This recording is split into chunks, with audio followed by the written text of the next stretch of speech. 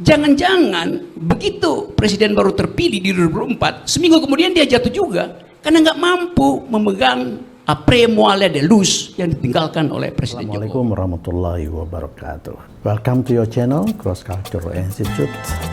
Berdiri tegak di tengah. Bincang-bincang kali ini saya ingin mengupas soal ringan saja bahwa ketika nanti Presiden Jokowi itu selesai melaksanakan tugas, apa sih yang diwariskan kepada kita semua?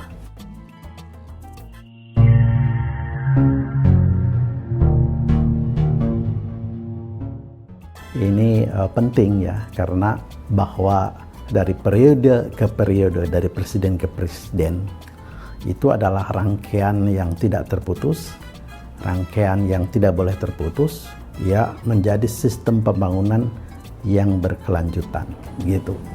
Jadi memang harus terus menerus karena kita ingin mencapai titik tuju yang sama, yaitu menurunkan kemiskinan, meningkatkan kesejahteraan rakyat, dan di ujungnya adalah mencerdaskan kehidupan bangsa. Jadi dari presiden ke presiden harus menjadi tactical strategic to achieve the ending, to achieve the goals begitu. Nah, apa sebenarnya yang paling kita takutkan kalau kemudian warisan Jokowi itu menyulitkan kita semua? Apa itu? Pak Faisal, bagaimana Anda menilai kondisi utang Republik Indonesia saat ini dan bagaimana kalau kita boleh bandingkan dengan negara berkembang yang selevel di kawasan? Level utang kita memang masih belum mencapai 60% masih 40-an%. Namun kalau kita lihat dari beban utangnya dalam bentuk pembayaran bunga itu sudah sangat mencekik karena sudah akan mencapai 20% lebih dari pengeluaran pemerintah pusat.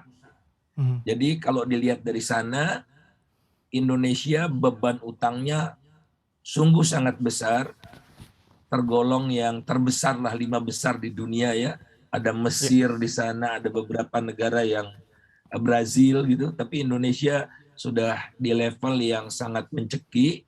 Karena apa? Karena 1/5 dari anggaran pemerintah pusat itu habis untuk bayar bunga. Yang kita khawatir, utang. Kalau kita berutang itu untuk meningkatkan kesejahteraan rakyat melalui pertumbuhan ekonomi yang cepat, yang tinggi, itu jitu, itu smart, itu cara yang bernas, cara yang hebat. Tapi kemudian kalau berutang itu menjadi beban negara, menjadi beban rakyat, seperti kata Sri Mulyani mengatakan bahwa jika rakyat membayar pajak, maka pemerintah bisa membayar utang. Ini artinya apa? Pajak kita tidak dapat dipungut, pajak kita tidak memenuhi target, sehingga pemerintah harus berutang, kan begitu. Nah, inilah yang kemudian kita sesalkan yang kita khawatirkan bahwa utang-utang yang dilakukan oleh rezim Jokowi ini pertama tidak efektif, tidak produktif apalagi tidak efisien, tapi juga kemudian tidak membawa hasil apa-apa kecuali menjadi beban generasi yang akan datang.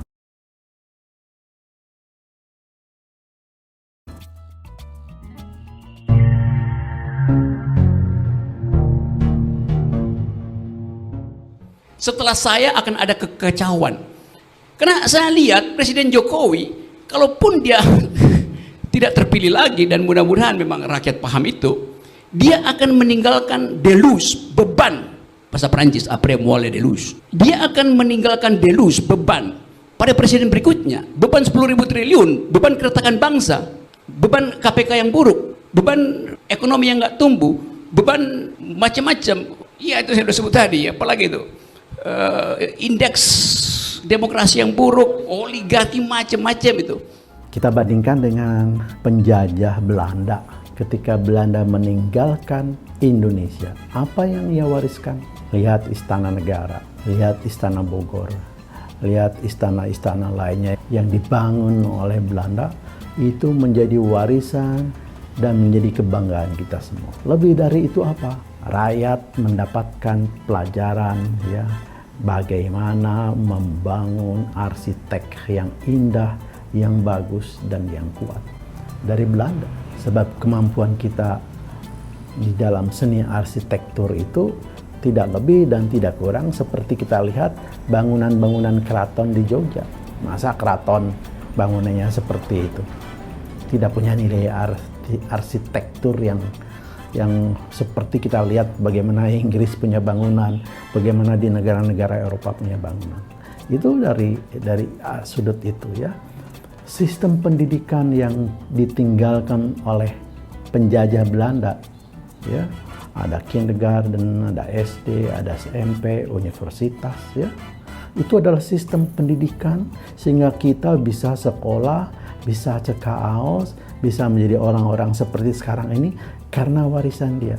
Bahkan PhD pertama lebih dulu dari PhD orang Australia. Indonesia ya, membangun Stovia, membangun ITB itu adalah warisan Belanda. Diwariskan atau tidak, tapi itu ada. Dan itu kita nikmati, dan itu kita mendapatkan manfaat. Yang ketiga, sistem hukum. KUHP itu adalah made in Belanda, yang diterapkan pada waktu dia menjajah. Jadi beradab sekali orang penjajah, tapi menggunakan sistem hukum ya untuk masyarakat kita melalui KUHP yang sampai sekarang kita laksanakan. Jadi kehidupan penjajahan itu ya seperti yang sekarang ini ya, karena kita ditata atau dipagari oleh etika hukum yang ada di dalam KUHP. Ya. Yang lain, sistem pertanian kita. Ya, kita punya perkebunan PTP di berbagai tempat ya. Ya, orang-orang kita yang dikirim ke Sri Lanka itu menjadi ahli pertanian dan mendidik pertanian di Sri Lanka. Juga sehingga sekarang menjadi menjadi negara yang dominasinya orang Jawa. Itu karena dikirim oleh Belanda untuk membangun pertanian dulu. Jadi kita juga mendapatkan pelajaran ya dari penjajah Belanda bagaimana menjadi petani ya yang baik. Kebun Raya Bogor, Bosa di Lembang, itu adalah semua warisan-warisan penjajah kita ya. Dan satu lagi, Tentara Republik Indonesia, Tentara Nasional Indonesia itu ya dibentuk oleh mereka yang pernah belajar, diajari menjadi tentara Belanda dan tentara Jepang. Kenil dan Peta, Kaiho. Nah, itu semua warisan penjajah. Jadi apa uraian ini adalah jangan pernah kalah Pak Jokowi. Kalau Belanda si penjajah itu bisa mewariskan yang masih memberi manfaat kepada generasi kita sampai saat ini, Anda harus lebih hebat dari mereka ya.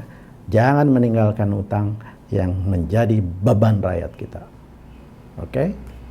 Billahi fi sabil haq. Wassalamualaikum warahmatullahi wabarakatuh.